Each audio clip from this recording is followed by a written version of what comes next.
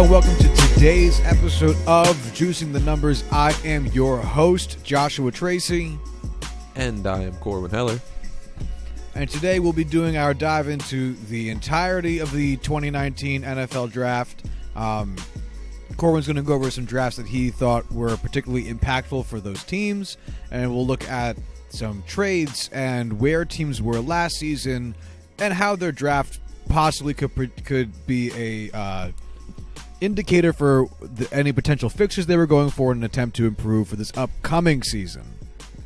Sound good? Sounds great.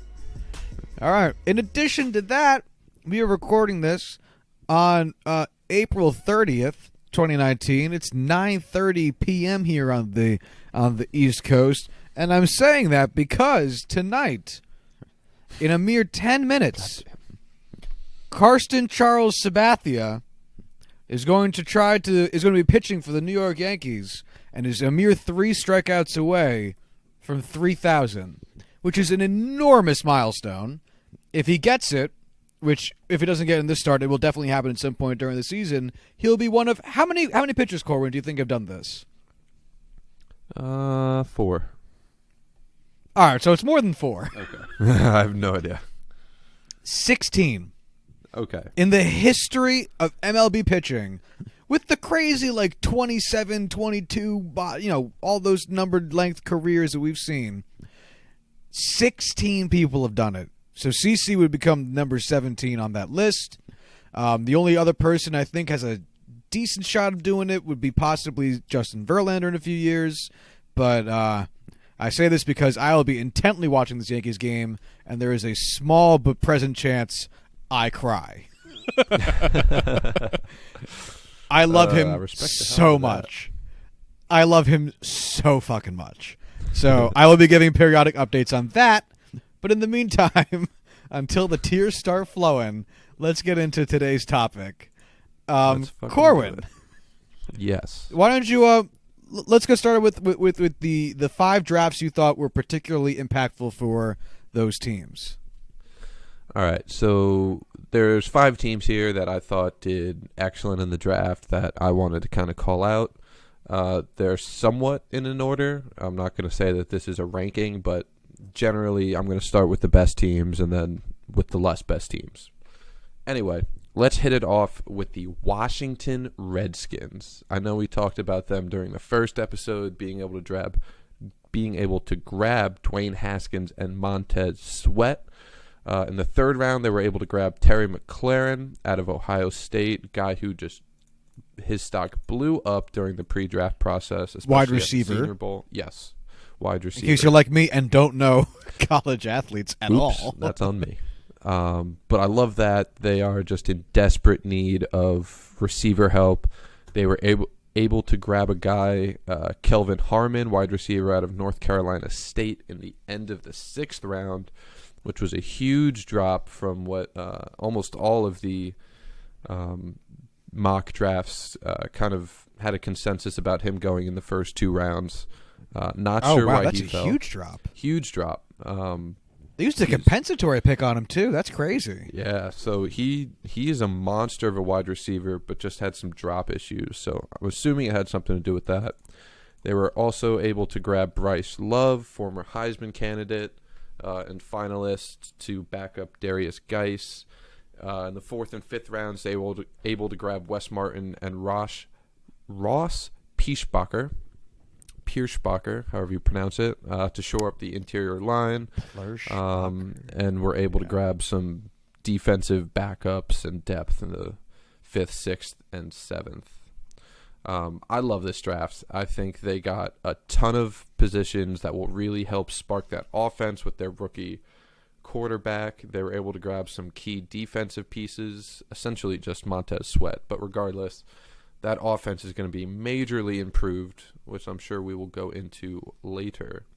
But I love this draft. I love every aspect of it. I don't think they had any terrible reaches. I don't think they really reached at all in this draft. Maybe with Terry, but we'll see about that. I just think this is an all-around super solid draft that maybe Dan Snyder orchestrated. We don't really know, but regardless, in my opinion, best draft this year. Yeah, as you said, we'll probably be getting into this later on, but just looking, since two of the main guys you brought up are a quarterback and wide receiver duo, for passing last season, the Cardinals finished in fifth to last in total yards, which is really not good. They finished a full 800 yards below average. They had a really rough go of things in the air attack, which could change this season because they also have Case Keenum, and there's a pretty decent shot that Dwayne Haskins doesn't start off the gun, but still to have him there and to have him be a potent backup and prospect for, if not next season, later on in this season, I think that this all around looks, just from positional need, since I don't know these guys, this looks pretty fucking good to me too. Ton of picks here, by the way. Ton of picks. Oh, yeah. I mean, that offense is going to be so different from the one we saw last year, whether it's Dwayne Haskins or Case Keenum behind center. They'll have Darius Geis back, who was I had as a first-round pick last year, fell because of injury. They snagged him in the second round, and then he tore his ACL. So he'll be coming back to really shore up that running game with Adrian Peterson. Like I said, Hakeem Butler and Terry McLaurin are going to be essentially two of their best wide receivers. They'll have Jordan Reed hopefully healthy. This is going to be a wild new offense that we have not seen yet. It'll be exciting to see if the Redskins can compete in the NFC East this year. Well, yeah, I feel like the NFC East is such a riddle in of itself. It seems like no team wins it 2 years in a row. So, yeah, I mean, that's pretty fair. Where do you think, out of curiosity, where do you think the Redskins finished in terms of sacks last season? Because, since they picked up Montez Sweat, you'd assume that their production would go up in some capacity. I mean, the only notable pass rushers that they had last year were Ryan Kerrigan and Jonathan Allen. I can't really think of any other key defensive players they have. So I'm going to say they finished somewhere around 26th. So that's what I was thinking, and they actually finished 7th. Whoa. They had 46 They had 46 sacks last year. Holy shit. Yeah, that puts them squarely 7th, which really should be higher, since number 1 should be a tie between the Steelers and the Chiefs, and then number 2 would be a tie between number 3. No, it'd still be 3 because ties cancel out a number. Then the Vikings were and Bears were tied with 50 each, and then the Cardinals. Oh, really? And the Saints were tied with 49 each. And then the Washington Redskins, 46 sacks last season. This is going to be a pretty fantastic defensive front 7 that they have. They have Jonathan Allen, Ryan Anderson, and Montez Sweat at pass rusher. Deron Payne, Matt Ioannidis calling out the Flemington native, shoring up that defensive line. They'll have Reuben Foster and Ryan Kerrigan out at linebacker, Fabian Moreau. They have a ton of good, well, not to mention Josh Norman. They have a ton of, holy fuck, they have Landon Collins too. This is going to be a wild team next year. Holy shit. This team is going to win a lot of games. I mean, they're definitely setting up whoever their quarterback is going to be in a good spot, because even if the offense isn't rolling, to have your defense giving you under a certain points per game is going to be so helpful, to not have the offense feel like they're pressured to go out and score every drive, like seemingly the Rams and Chiefs had to do last season. But we spent a lot of time on the Redskins, so let's hear your next team. All right, I have the first team to draft this year, the Arizona Cardinals. I thought their draft was fantastic as well. To add on to Kyler Murray in round 1, we had Byron Murphy, who was my number 1 cornerback in the draft, at the first pick in the second round. They did reach on Andy Isabella, in my opinion, in round 2, drafting a wide receiver there. Super speedy slot receiver. We'll see how much he can translate that speed to the NFL. were able to grab Zachary Allen, defensive end out of Boston College, and the third, who is an absolute monster of a defensive player, Hakeem Butler out of Iowa State, another monster wide receiver with just tremendous size and athleticism in round 4. Deontay Thompson, who a lot projected at the beginning of the pre-draft process to go in the first round, kind of lost some teams' favor with poor tackling ability, stuff like that. They grabbed him in round 5. Another wide receiver in Deontay Thompson in round 5. That was the safety. Keyshawn Johnson they picked in round 6 at wide receiver. And then just shored up basically their offensive and defensive line, 6, 7, 3 picks in round 7 and in round 6. So I thought they had a great draft. They did reach on Andy Isabella, but the other players that they were able to snag, I could see this being another team that really starts to turn their win-loss percentage around this year. Well, I mean, that wouldn't take much since yeah, that's not going to be hard. They were pretty much rock fucking bottom last year. Yeah, I mean, we've talked about the Cardinals plenty this offseason so far because, I mean, Jesus, how could you not with that kind of season? And I'll stick by my guns in saying that I think coaching changes is probably going to be the biggest thing for them. On paper, this, again, I don't know college players so much, but based on positional groups, really, honestly, the Cardinals are in such a bad spot. Any injection of talent is going to be helpful to some degree. So, exactly. Yeah, sure. I can accept this. Let's see. Moving on, the Patriots. I thought the Patriots had a great draft, as much as I hate to say it, and I'm sure as much as you hate to hear it. I'm used to it. N'Keal Harry in the first round is exactly what they needed at wide receiver. He's essentially a Gronk-sized wide receiver with better catching ability, but significantly worse blocking because he's a wide receiver. Joejuan Williams in the second. Not my favorite cornerback. That's how they spelled Joejuan? They put two names together? Oh, my God. That's awful. Wow. Okay. Sorry, Juwan. The fact that I even said it the first time I saw it as Joe Dwan, whatever. There'll definitely be depth at cornerback for them. I trust Bill Belichick knowing how to prepare and draft cornerback, so I can't really hate on them too much for that. One of my favorite players they got in round 3 with Chase Winovich. Great production at Michigan. People were worried about his athleticism, but I think he really at the combine proved people wrong. Damian Harris is one of my top running backs. They drafted him in the end of round 3 to kind of be the muscle behind Sonny Michel, especially in case if that knee doesn't hold up.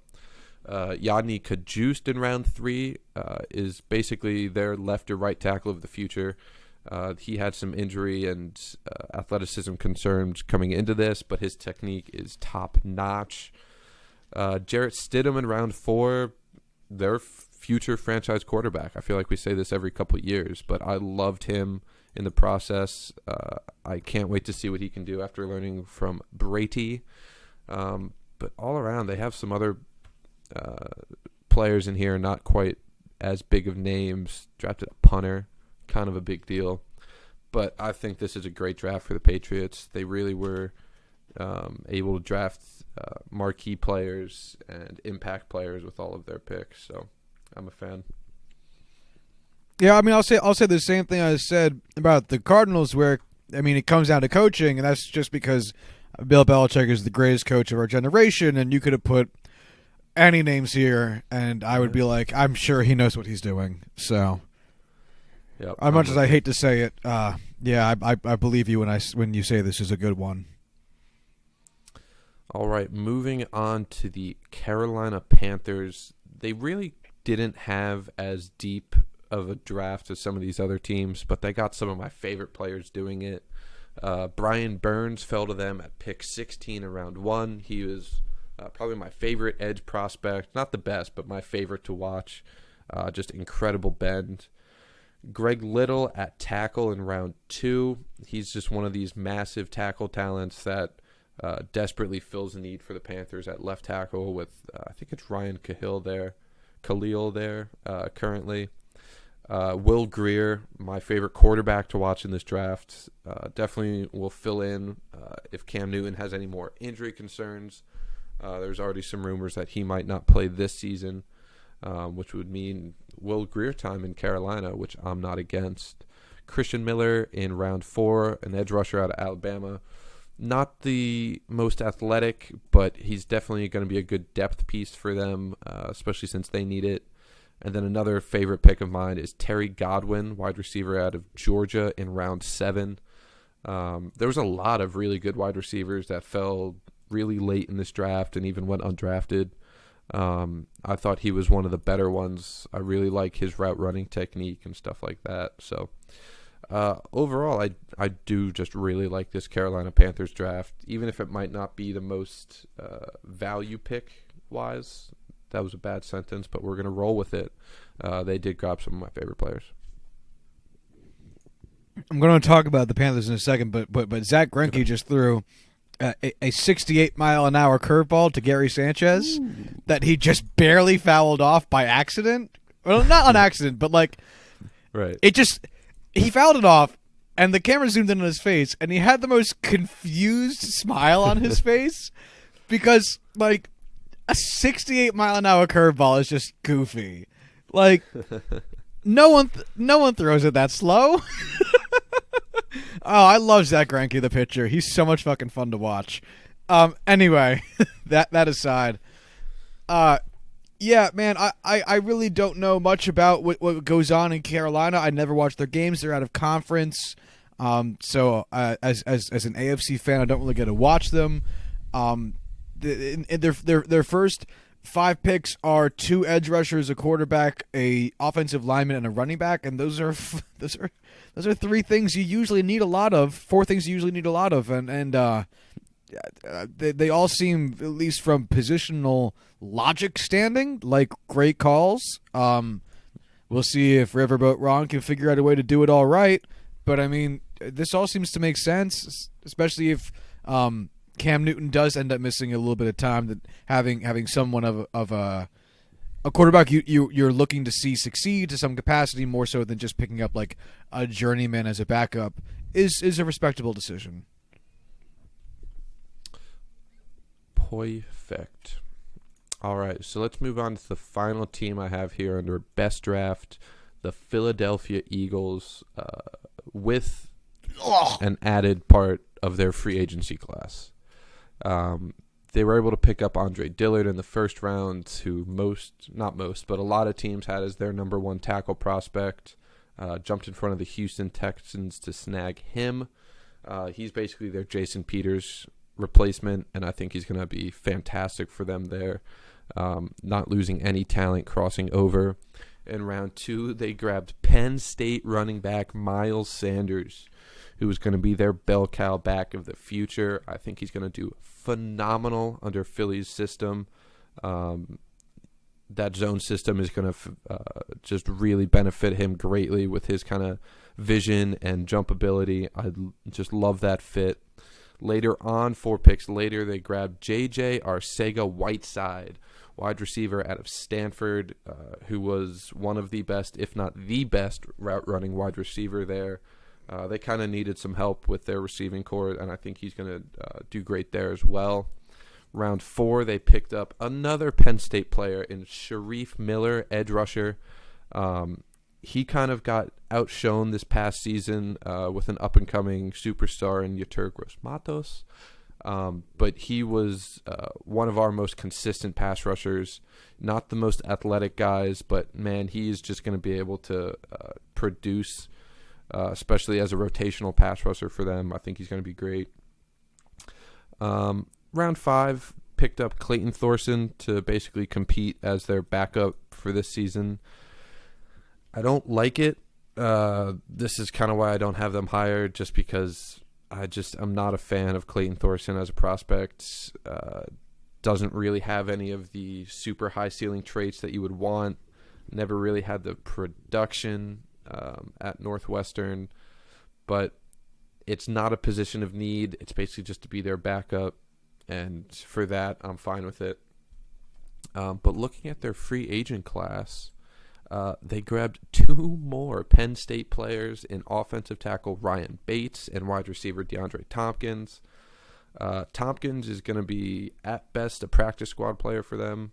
But Ryan Bates, I actually think he should have gone on day 2 of the draft. I really like what he brings to the table.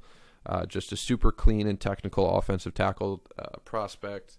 I think he'll make the practice squad, if not making the 53 as a backup rotational piece for them. He played both tackles in college. He was our best offensive lineman by far. I'm surprised he went undrafted, but I'm definitely glad the Eagles picked him up. I want to see JJ Arcega-Whiteside. I want to see what the NFL does for his name on the back of the jersey, because that sounds like a logistical nightmare. So let's see. So that's it's just gonna be a gigantic frowny face. 12. He has 16 characters in his last name. What do you think is more, that or that guy from the Red Sox, Saltalamacchia? Fuck. I have no idea. Gerard Saltalamacchia. Let's see how many letters are in this stupid fucking last name. 4, 5, 6, 7, 8, 9, 10, 11, 12, 13, 14, 15. Ooh, it's close. 4, and then 8, and then 12. 6, 14. 14. Yeah, wow. Wow, so this will exceed that. And there's a hyphen in there too for JJ Arcega-Whiteside. Character. Yep. Yeah, damn. The one I instantly thought of was former Bengals Pro Bowl wide receiver TJ Houshmandzadeh. Houshmandzadeh for 14 total letters. That's a big boy. Houshmandzadeh. Yeah, I love looking at last names just start to, like make a little hill on the back of a jersey as they like the names tighter on the back and it's like there's letters in the armpits. I think it's funny. Yeah, man, I don't follow the Eagles in the slightest. They picked up people, 2 of them went to Penn State, and then they picked up some more people who also went to Penn State, and 4 total Penn Staters. Yeah, that's a lot of them. Beautiful. And those are your guys. So I believe I'm not you. Biased in any way. Yeah, as with all things, I'm just gonna take your word that they're actually good at playing football. But there they are, about to go do it, and sure, yeah, that's all I got. Actually, I was looking at this article that the Draft Network put out of the 32, like one undrafted free agent from every team with the highest chance of making a 53-man roster, and for the Eagles, it was in fact Ryan Bates. And then right below it, another Penn State player for the 49ers. Oh, love it. Love it. Yeah, that program's really, really fully. That's been back though for like 2 seasons, right? 3. Yeah, they've kind of the past 2-3 seasons when they've actually started putting out NFL talent again. It's been a while. Well, all right. What are we going to do next year, Corwin? You want to talk about the worst drafts? Oh, I didn't realize that was an option. Yes, let's do that. I want to hear about that. Yikes! All right. So the New York Giants. Is this the worst or is this 5th worst? No, this is the only team I have under worst draft. Oh, okay, good. Let's get into that. I just want to preface this with there's actually a couple picks on here that I really do like. At the end of the 3rd round, they picked up O'Shane Ximenez out of Old Dominion as an edge rusher. I loved him. I thought he was going to go mid to early 2nd.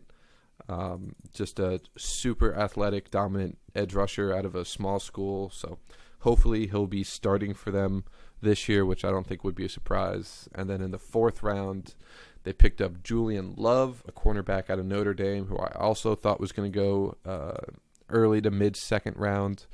I was actually kind of hoping the Steelers would be able to pick him up. But those two guys should be able to perform for the Giants very early.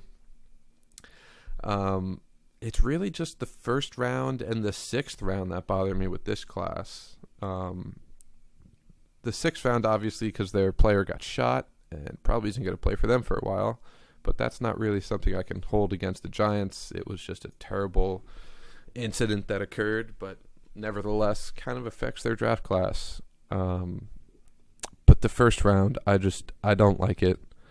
DeAndre Baker, I thought was a big reach, especially trading back into the first round to grab him. I just thought there was multiple better options for them available, mainly Byron Murphy and Greedy Williams. I don't know. I mean, they spent a third-round pick in the supplemental draft taking a cornerback. They have a Pro Bowl cornerback there currently. I just don't know why the need to trade up for him this year, especially since they do have, good depth pieces at cornerback and they have much bigger needs on the table.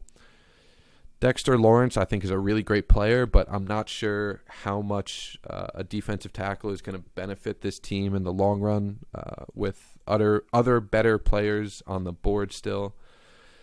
And, of course, just Daniel Jones going 6th overall is just it's honestly just depressing.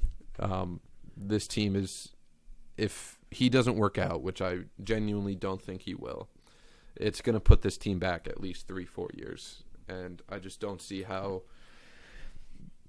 they can really look at this draft and be excited for their future.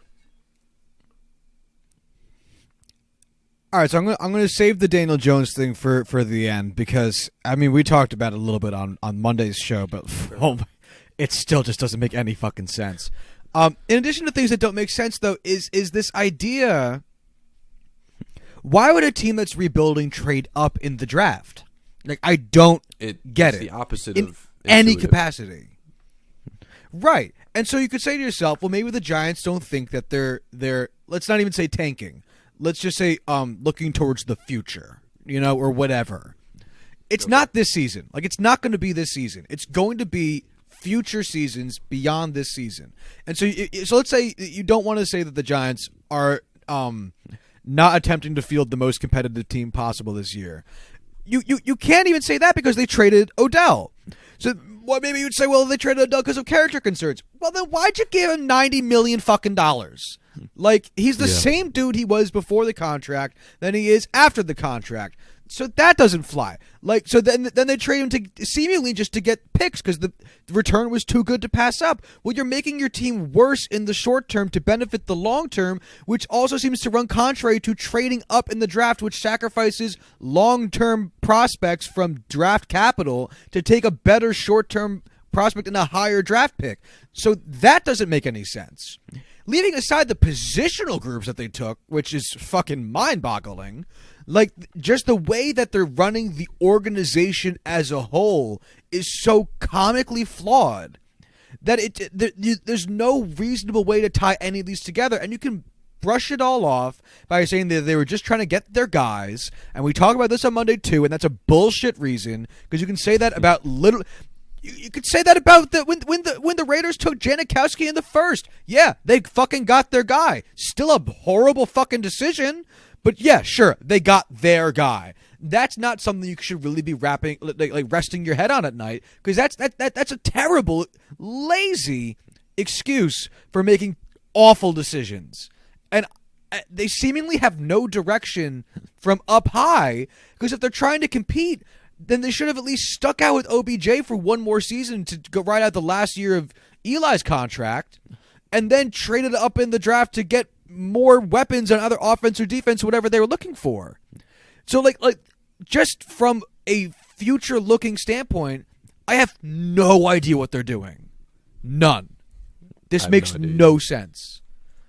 Like, it's one thing to say that their picks are bad or reaches, and I'm sure that they are, because I don't like Gettleman at all as a GM. But it's also just the way that they're operating as a football franchise that just shouts of "We are lost, lost." They look like a batter who is in a slump, like a big oafer, and they can't figure it out at the plate. Like this is a mess. This is an like at least when Cleveland was fucking up in the draft every year, you got what they were going for. You know? Right. They had a plan and they stuck with it. Yeah, and like things didn't pan out, like Manziel didn't pan out, and like you probably could have called Manziel not panning out, but like taking a QB first overall still made sense. You know, like positionally it was still the right thing to do. The guy was the wrong guy, but there was a logic there. This is just fucking ass, man. And I feel bad for Daniel Jones. He didn't ask for this, but I just don't get how you can possibly justify taking that man at that spot. I don't know. Go ahead. Like I said, I was just going to go off on that if you wanted to finish your thing. Oh, no. Go right ahead. I mean, I said this in the previous episode. If you took Daniel Jones at 17, or if you traded back into the first later on to take him there, this would be completely different. He would have had much less pressure on him to succeed. I think that would have allowed him to have a higher chance of succeeding without that kind of pressure on him, especially with New York media. I don't think people would nearly be asking the same amount from him, especially with how angry these Giants fans are that he even went there in the first place. And you could have gotten significantly better players at 6 and 17 if you did so, depending on how they played this. I just don't know how you can justify taking such a reach at 6 when there was arguably better options and no one else. Every single rumor coming out of this, except out of the Giants front office, is that no one else wanted Daniel Jones. It was just the Giants. And Who that do was you their think, excuse for why they traded up. Or not traded up, they took him there. Yeah, I am honestly shocked that the Giants are even trying to create a reason for drafting him and just instead of just saying we liked him, suck it up. Yeah, like why even make this shit up? If Gettleman came out and was like, this is, in our opinion, and everyone here's opinion, that this is the best quarterback in the draft, we would have been like, all right, you may be dumb, but you stuck with your guns and got the guy who you thought would be the best. Not just, we didn't want someone else to have him, so we had to take him there. Who do you who was a better prospect, Daniel Jones or Patrick Mahomes? Because I remember Mahomes is by so much. Yeah, because I know Mahomes was written off, not written off, but tagged as being like a rather raw prospect and like a system all that type deal. Yeah, but Mahomes was taken 12th. In his draft, 12th or 15th, something like that. I can look it up. Yeah, go ahead. But regardless, out of the top 10, and now I know he just won the MVP. So, oh wow, okay, so just the top 10. Yes. So I know he just won MVP, and that's going to shade it as being like a hindsight 2020 kind of deal. Right. But what I'm trying to say is that like there's plenty of success to be had in quarterbacks taken later, and and not every team is going to see what you see in a guy. This screams of panic. This just screams of panic. That's all it seemed, is that they seemed like it's almost like they expected someone to draft Dwayne Haskins ahead of them, and then no one did, and then they just like had Daniel Jones's name written in the card. Like they really thought that like whoever the fuck had pick 5, because I forget already, was like gonna take Dwayne Haskins, so the Skins were gonna jump him to take Dwayne Haskins, and then no one just ever did, and Daniel Jones just like appeared out of the ether onto like their card submitted to Goodell, and now he's just on their team, and they've just been trying to like justify this huge mental lapse because they just freaked the fuck out on the clock and couldn't figure it out. Like it's. It's mind-boggling. It's absolutely mind-boggling. Because also, if they really wanted him, they could have traded up from 17 if they really felt that strongly instead of using number 6. That's the thing that pisses me off. It's number 6. That top 10 like that is supposed to be premier talent, not a guy you think it might work out. Premier talent. It's not Daniel Jones. It's not. Let's see it. Let me look up the 2018 draft class too, just to give you guys an idea of where I would have ranked Daniel Jones amongst his peers. So he would have been behind all 5 of the first-round quarterbacks last year. And then in 2017, who were they? Baker Mayfield, Josh Rosen, Sam Darnold, Lamar Jackson, and Josh Allen. Okay. And then in 2016, I would have had him ranked behind Patrick Mahomes, past Mitchell Trubisky, past Deshaun Watson, and honestly probably behind Deshaun Kaiser as well. He would have been ranked ahead of Davis Webb, though, so there's that. Yeah, well, I'm glad the Giants are slowly progressing upwards. I just am... I think I'm still floored in all by honesty, I probably would have had him ranked with a similar grade to like Mason Rudolph last year. Or 2 years ago. No, last year. And Mason Rudolph was he the very... Okay. I was going to ask end of the second or beginning of the third. He was the end of the third round. It's just shocking, gross incompetence. And I understand that, like, if Daniel Jones ends up working out phenomenally, we'll eat these words, and I'm okay with that possibility coming back to haunt us, because if it does work out, it's not going to be because, in my mind, like, this was an obvious call. It's going to be because the Giants actually managed to do something well in their development front. It's still a risk. I'm willing to bet that the percent chance that it works out is significantly smaller than the percent chance that it doesn't. And I'm more than comfortable with eating my words if he's wrong. Do you have anything else to say about this shit show of a draft from the Giants? Not yet. I'm sure I will as more and more information about his ability. Strikeout? Strikeout number 1 of the game, number 2,998. God damn it, I love you, CC. Fuck. All right. Oh, God, I'm... How does he look so calm? How do pitchers do it, man? How do pitchers always look so calm? Fuck. All right. God damn it. All right. Ugh. Should we move on to the next thing we had? Before you do you have like a general idea of who the quarterbacks drafted in the past couple rounds were, or in the past couple years were? You mean like that are like starting, or like top talent QBs drafted in the past like 2 years? They don't have to be starting or not. Past 2 years? I don't know if you want to call Josh Allen top talent, but he's there. Baker Mayfield, Sam Darnold, Josh Rosen, who else has been drafted recently? Patrick Mahomes. I know we said already. Trying to think of some more, but I'm moving too slow upstairs to really get there.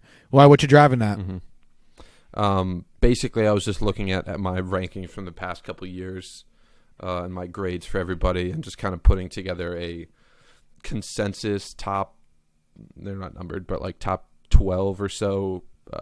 From like the combined quarterback classes of the last 3 years, if you want to just hear it. Figured why not? Give a little comparison. Yeah, sure, go for it.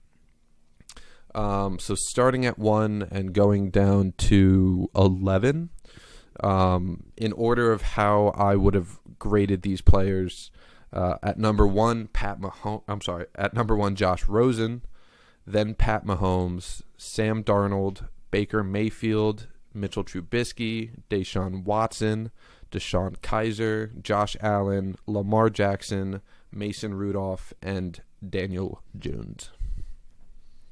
Oh, my God. Sorry, CC just got squeezed on the pitch. That would have been strike 3.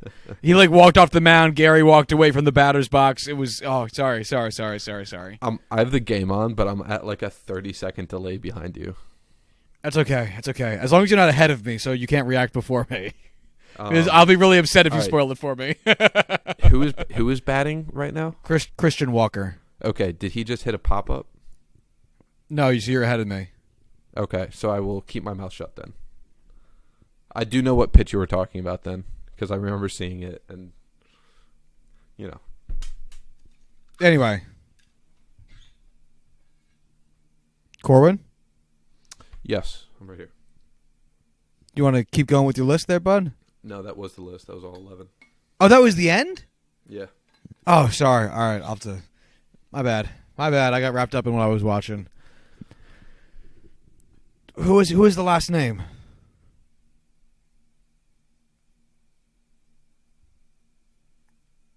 Corwin? Yeah, I'm here. Hold on. Who is the last name you read? Who was number Daniel 11? Jones. Who was right ahead of him? Mason Rudolph. Well, they're kind of tied, but... Okay. Where were we? I'm sorry. I'm really sorry. Where were we going with this? Steve Wright 3. Yep, That's right. That's my fucking guy. That's what I'm talking about. 2999. I saw it, and I knew you hadn't seen it yet, so I just went quiet, hoping you would drift off and start watching TV and see it. God damn it. That's right. Oh, God fucking damn it. Oh, my God. All right. We're back. I'm sweating. I'm literally sweating right now. I love it. Oh, my God. Wow. All right. What were we saying? Strike one. I just gave my basically top 11 from the past 3 years in quarterbacks. Daniel Jones is not very high. He's not going to be good. So he's my 11th ranked QB over the past 3 years. And Trubisky, Darnold, Mayfield are the only 3 guys who were drafted ahead of him. Let me ask you this. I'm going to ask you a multiple choice question. What do you think is more likely that next year, so not the 2019 season that starts in a few months, but the 2020 season, option A, Daniel Jones starts for the New York Giants. Option B, Elijah Manning starts for the New York Giants.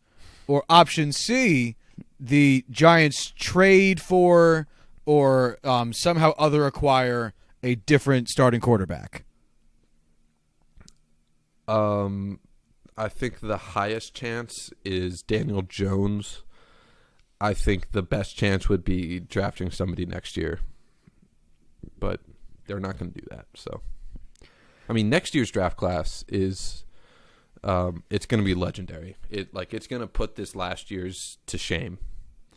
And there's so many just top end guys that they could get in the top 10 next year, which is where they're going to land because their team is not good. I think they'd be better off just biting the bullet on the fact that Daniel Jones isn't what they hoped he was and just draft a guy next year. But that won't happen because why would it? Yeah, I think it's going to also be dependent upon the GM situation. I could actually see a combination of like the 3. Like if they have a different GM, I could see the GM picking up a veteran QB just in case, kind of like a Jets Josh McCown situation, and then also drafting another quarterback. Like if it's not a Dave Gettleman, if it's a new GM, why not? You know, Mm-hmm. like if you Kinda think like you need it with the Cardinals this year, right? I could even see them taking Jones and new QB into camp to fight it out, although it's probably more likely one of the 3 of them get traded before camp. So I think that it's an interesting question because all 3 are actually rather likely, or at least far from being out there to actually happen. So it'll be an interesting conversation for the Giants in a few months, honestly, when the season gets going and we see how they're actually performing. But you ready to move on? Yeah, I mean, just to say, like, there's going to be probably at the very least 4 quarterbacks taken in the top 10 next year. They're going to be drafting early in that top 10, and I just think that that's got to be that when they take, if they take another quarterback, they got to do it then because that's the year to do it and the spot to do it in. I feel you. All right. So I'm ready to move on. Let's go over to this little spreadsheet guy, and let's take a look at some of the teams that were worst teams in some areas to see how they drafted. So let's start with the offense. Corwin, give me a metric that you think is important. Points for. So the team with those smallest to largest here. What a surprise. The team with the fewest points for was the Arizona Cardinals with 225 over the course of the season. Second was the Jacksonville Jaguars, and third was the Buffalo Bills, and we'll keep it at 3 to make things to keep things time sensitive. So the Arizona Cardinals draft we went over before. Let's just go through their offensive gains real quick and see what. And let me get your opinion on how much of an impact you think these players will be to their offense. Kyler Murray, quarterback. Oh, fucking hell. I hate the NFL's website. Andy Isabella, wide receiver. Hakeem Butler, wide receiver. Keesan Johnson, wide receiver. Keesan Johnson. And then Caleb Wilson, tight end. These guys were drafted all over the place. What do you think that these accumulation of people will aid in a significant fashion this less than potent offense? I think their biggest acquisition is none of those guys. I think it's going to end up being Cliff Kingsbury at head coach. He's going to be, as soon as he comes in, he's going to be one of the best offensive minds in football. I think he's going to be the biggest difference maker for them. Obviously, having Kyler Murray run things should at least help them quite a bit. Strike 3! That's fucking right! That's fucking right! That's fucking right! God fucking damn it! Oh my God! 3,000! Oh my God! He fucking did it! Oh, he fucking did it! Oh, he fucking did it! He fucking did it, man! Wow! Oh my God! Oh my God! He fucking did it, man! Oh, the game has stopped. The crowd's going wild, man. They're bringing his family on the field. He fucking did it. Oh my God, man! Couldn't happen to a better fucking guy, man. Oh, Jesus Christ, he did it. He fucking did it. Are they pulling him from the game? Oh, no. They're just giving him high fives and hugs. He'll definitely come out to finish up the game, but was that to end the inning? I honestly think it was, yeah. Okay, that makes more sense. Yeah, holy shit, man, he did it. Shit. He did it. First up the bat. CC? Yeah. I can't believe. I'm so proud, man. I'm so fucking proud. I'm so fucking proud of him. He has earned this in every way. He's a stand-up dude, heart and soul of the Yankees these last 10 years along with Gardner. I love this man so much. He's the reason I'm going to Kansas City the next month. I love this man. I can't believe I can believe it before he fucking did it, man. He fucking did it. He fucking did it, man. Oh my God, 3,000 strikeouts, man. He fucking did it. Josh, Wow. I'm proud of you. I'm glad you were able to watch this. It's a big moment for you. Yeah, man. I mean, it's we might not see this again.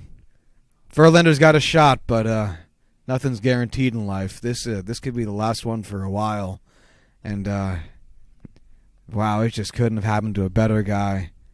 Wow,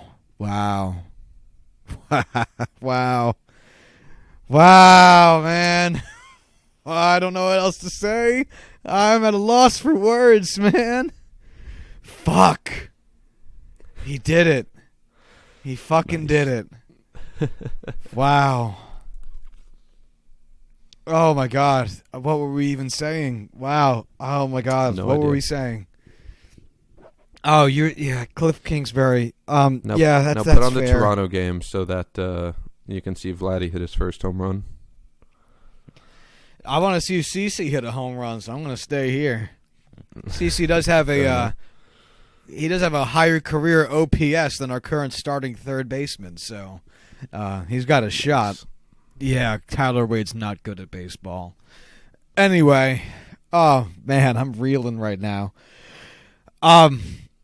Yeah, I mean, you're right. We mentioned it a bunch of times. Cliff Kingsbury is going to be a bigger change than anything the Cardinals could have done outside of some lunatic trades like acquiring fucking Aaron Rodgers or some shit.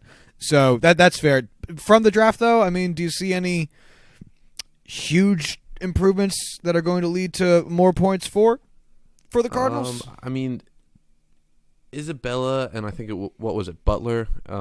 I think they're going to make the biggest impacts. Just having good wide receivers outside of Larry Fitzgerald is going to be big. I mean, David Johnson's already there, but we'll see. I don't know how much of a jump they're going to make, but they're definitely going to make a big one. All right, so the next team on this list was the Jacksonville Jaguars. They had a mere 245 points for last season on offense. Their offensive draft picks in the third round. It's funny, CeCe Sabathia just struck out, so now it's almost like he has 301 strikeouts. 3,001. I'm going to correct myself now. They drafted Josh Oliver, tight end, in the third round. They drafted Raquel Armstead, running back, in the fifth round. They drafted Gardner Minshew, quarterback, in the sixth round. This doesn't seem like a lot. No, I don't like any of those picks. I don't think Gardner Minshew is anything more than just a QB room QB. He's got the smarts, but, man, he has the arm power of, me, which is not a lot. I don't think any of those guys are really going to make an impact at all. I think this is just going to have to come down to Nick Foles and seeing if he can continue his turnaround since being in St. Louis. Yeah, I we've talked about this too. I mean, we've talked a lot about football these past few weeks, so it's no surprise that they keep showing replays, and oh God, I love you, CeCe. So we've had a couple like repetitious points here, but yeah, the Jaguars are kind of a conundrum. It's tough to say what their issue has been this past from 2 years ago to last year. Definitely not Bortles. Yeah, not at all. So we'll see. I love that man. If I like him too, but I mean they were right to move on from him. So we'll see if Foles can actually bring a spark to that team. If not, turn them around to some degree. I doubt their issue is going to be solely on offense, so it doesn't, I guess, matter too much. But let's jump to the number 3 team here. The Bills. They scored 269 points last season, which is not a lot. Offensive weapons that they drafted: Devin Singletary, running back, picked up in the third round. Also the third round, Dawson Knox, tight end.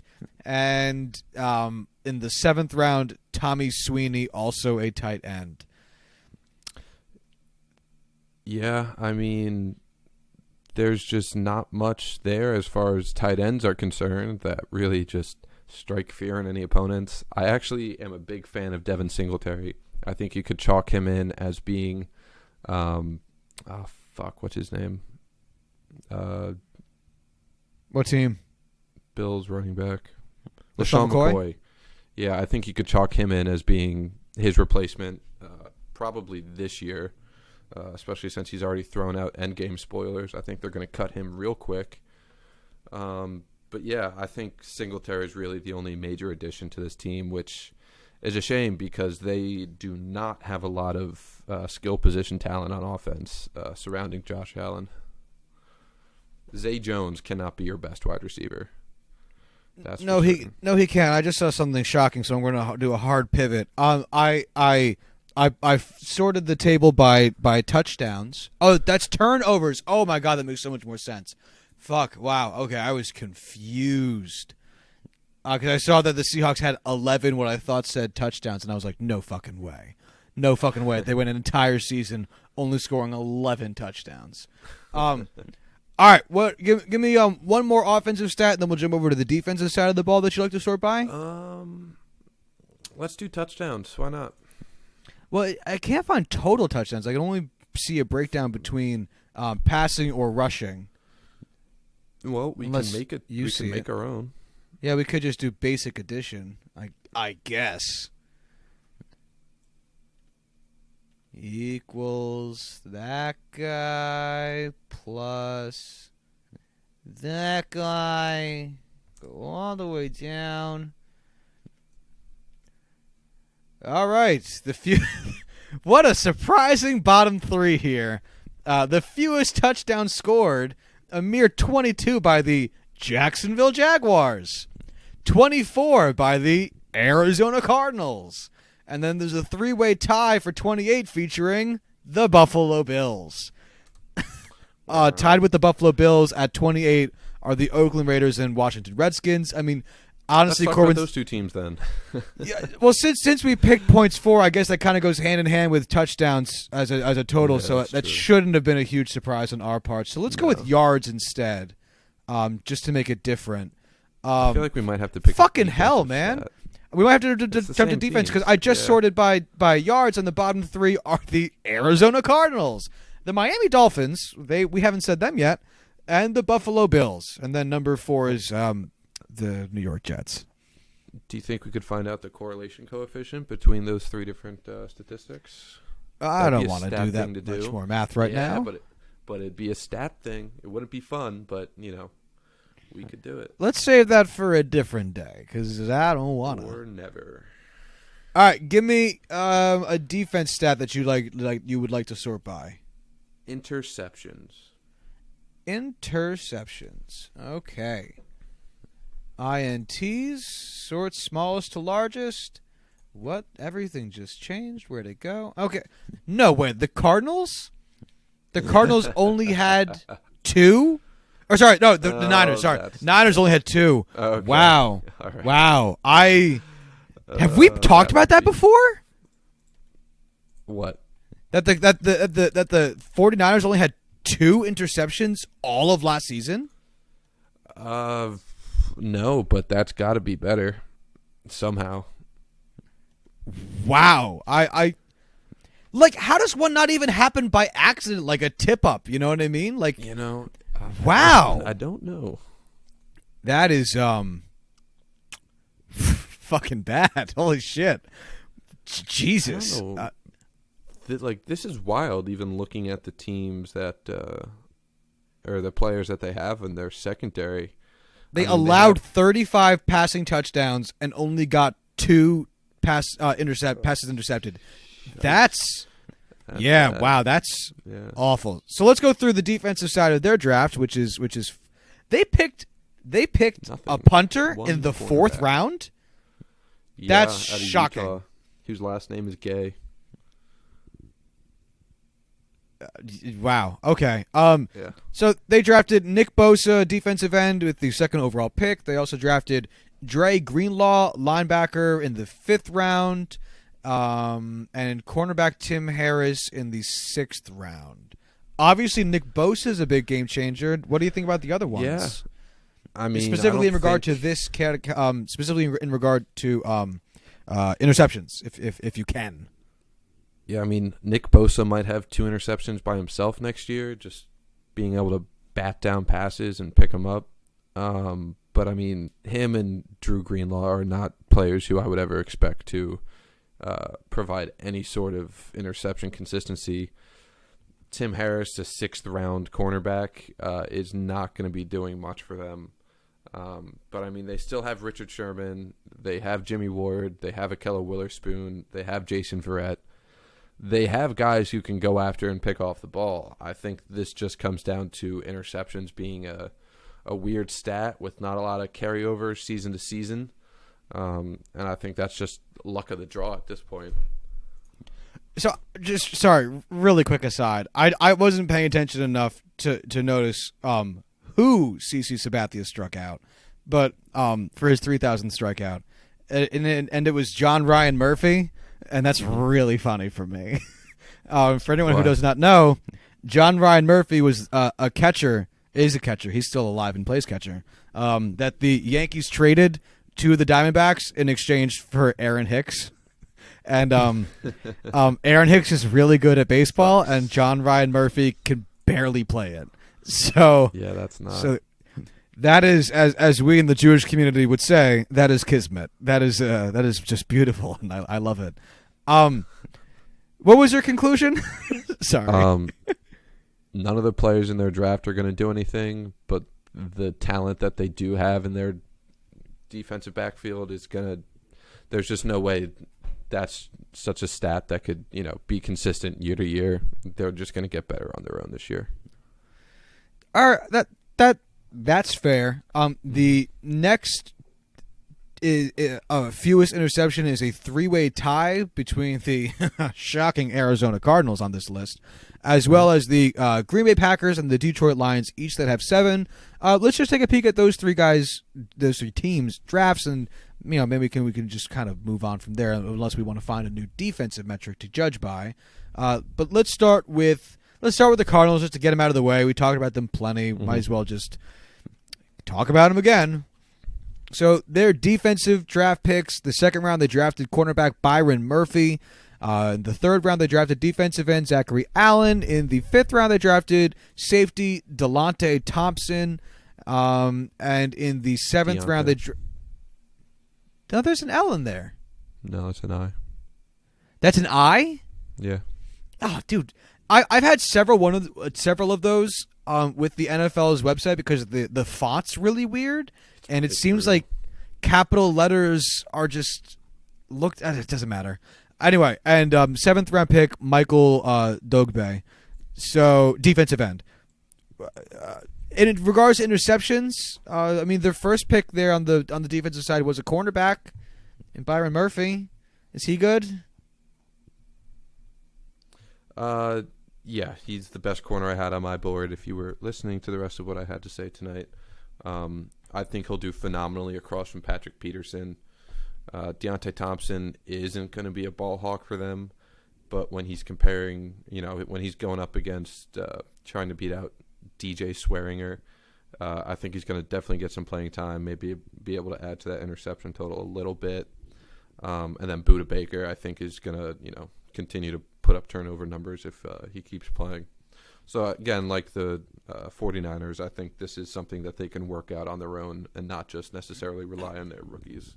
They have talent in that defensive backfield. All right, then let's just jump over to the Detroit Lions. For the defensive side of the ball, they drafted in the second round linebacker Jelani Taval. They drafted in the third round safety Will Harris. They drafted in the fourth round Austin Bryant, defensive end. They drafted in the fifth round cornerback Amani. Oh, I didn't even realize Amani Oruwariye. Very close. Oruwariye. Amani Oruwariye. I missed Oruwariye. Fucking hell. Moving on. Josh, you've seen this man get an interception. I have? Yeah, he's a Penn Stater. Yeah. And finally, P.J. Johnson, which is wow, that's white. What a difference maker between Amani Oruwariye and P.J. Johnson. Pajamas Johnson, defensive tackle. Yeah. What do you think in regards to the defense as a whole? In regards to this piss poor accumulation of interceptions? I mean, honestly, out of these defensive backs, I don't know a lot about Will Harris. I did not spend any time scouting him, so I can't really say much about his skill.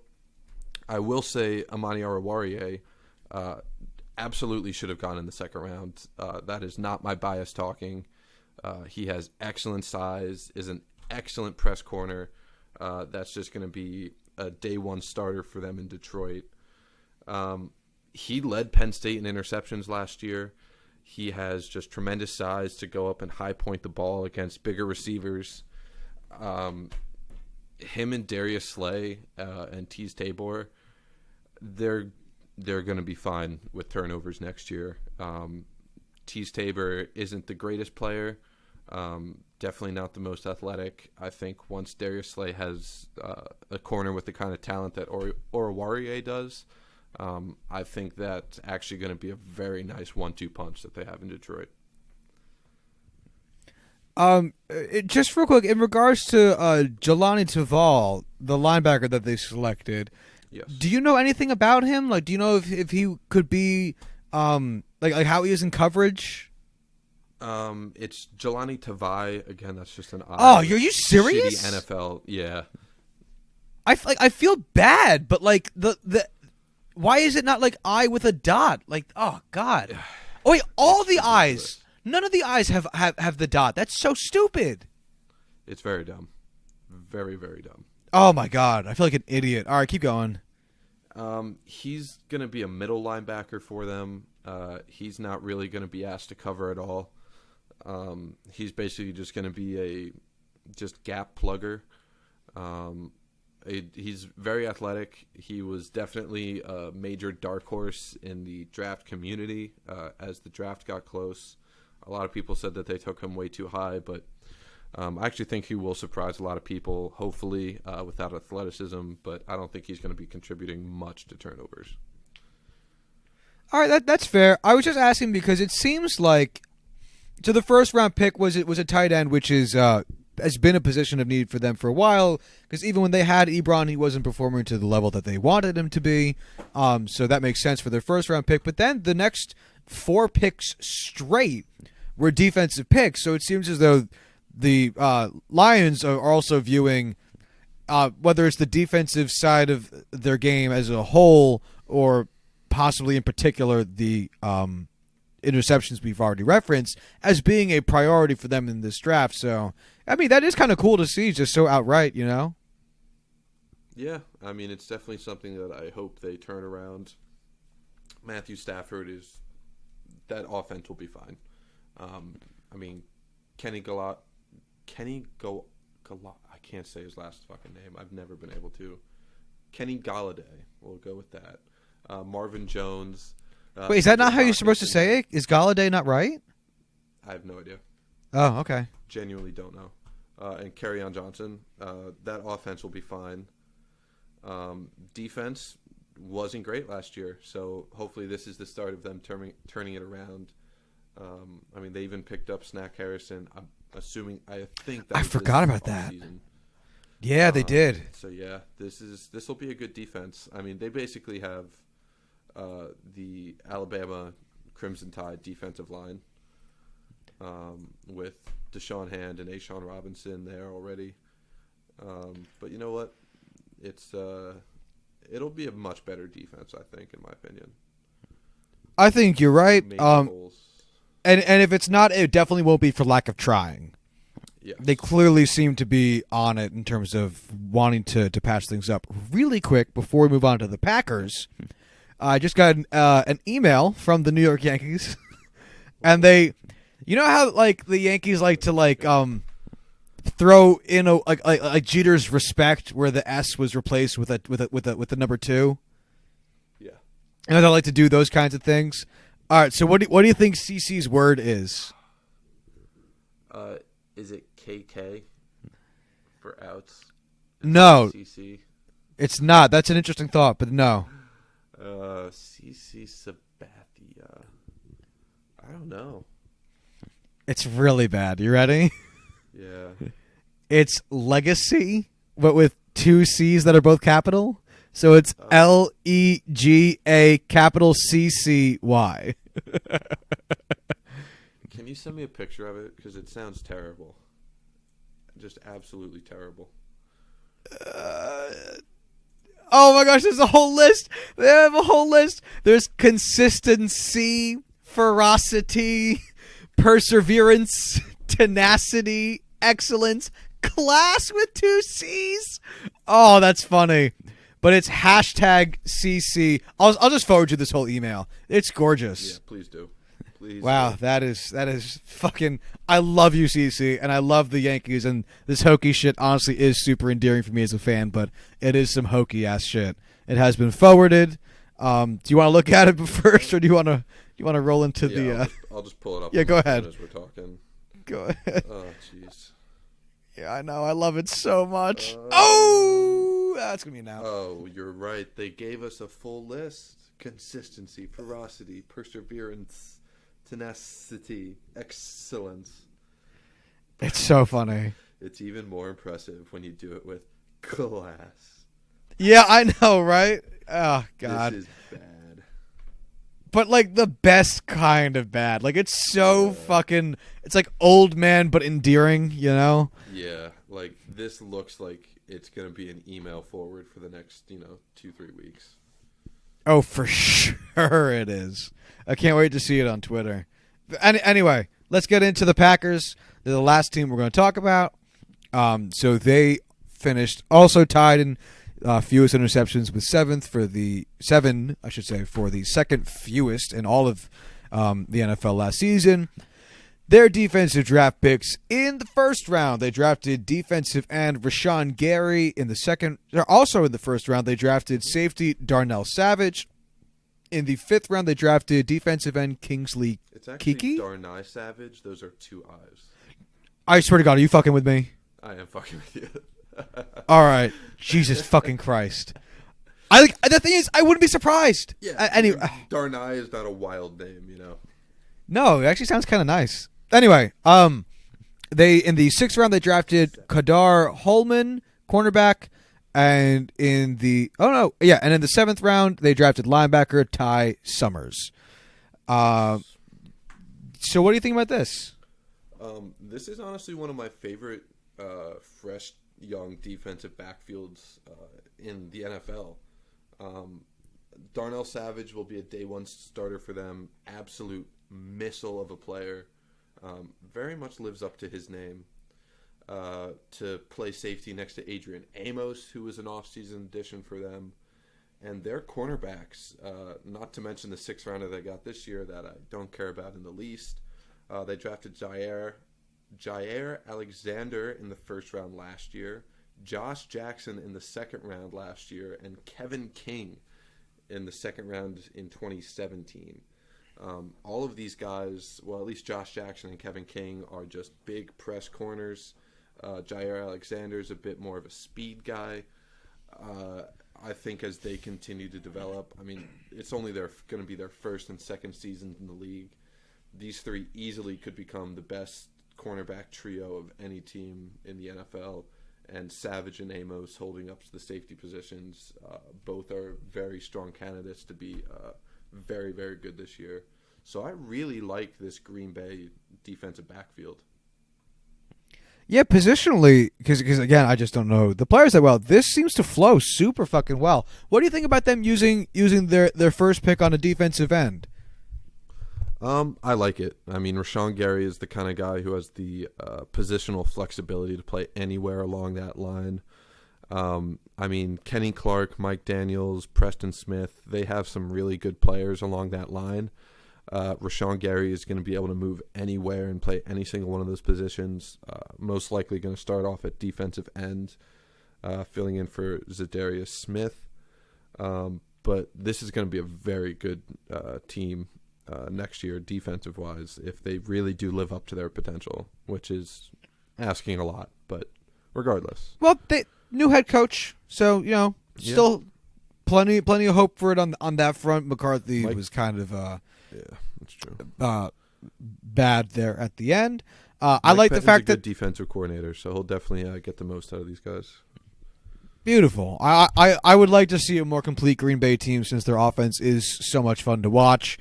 I like the fact that they took a defensive end, even though I don't know who Rashawn Gary is, because again, I don't know college football players. But it is very, very important to get to the quarterback if you want to have him make poorer decisions.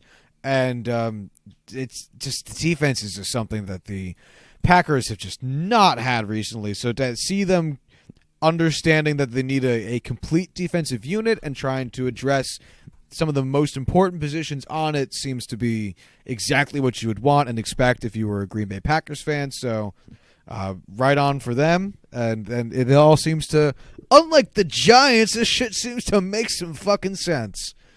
So there's my shit on the Giants for once again rearing its head. Honestly, Corwin, I could straight up sit here and like go through different offensive and defensive stats, and sort through them, and see what teams drafted like all day. Like this is honestly super interesting for me. Like I'm really jigging this. Honestly, I would be surprised if we don't do that when I get back from school. That sounds like a very us thing to do on the weekend. Yeah, because honestly, if you want to see what a positional need truly is outside of what a team's fan is going to tell you, I mean, this is kind of the way to do it, you know? You got to look player by player and see what they got. Player by player, stat by stat, and really, try to nail down. Because not only that, it's like, if you see, let's pick a random ass team here, the Bears. Let's say that the Bears. Let's say that David Montgomery, the running back they picked in round 3, they didn't have a first round pick. Let's pick a team that had a first round pick. I forgot that they did not have a first round pick. Let's look at the Colts. They got Khalil Mack instead. The Colts didn't have a first round pick either? Nope. Fuck. Did anyone have first? Anyone have first round picks? There was only 3 or 4 first round picks at all this season. The Miami Dolphins. Miami Dolphins. Christian Wilkins, defensive tackle out of Clemson, pick 13. Like, let's say that, they had a bigger need. Like, quarterback's probably a bigger need from them in the long run. Not now since they traded for Josh Rosen, but at the time of the first round, when that hadn't happened yet, I think it's pretty safe to say that quarterback was a bigger problem for them than a defensive lineman was. But I'm sure that they have this same kind of information. Well, I'm sure that they have significantly more detailed information about which metrics they felt they were deficient in, where those positions, which positions would aid them the most in improving them, and then which players on the draft board best fit that seeming to be missing piece or link or what have you. And so once they saw that, quarterback was not going to be an option, which was, again, addressed later, you can jump down and see what else is there and then make a BPA decision based on that. And I think that's probably what goes on, I'm with you 100%. That's why I like, I was just looking through different draft classes. That's why I like Atlanta so much. They clearly saw that the right side of their offensive line was... wasn't living up to what it should be, and they want to be able to have more room for Devonta Freeman to run. What do? You go draft 2 right side offensive linemen in the first round. Fix that problem up real quick.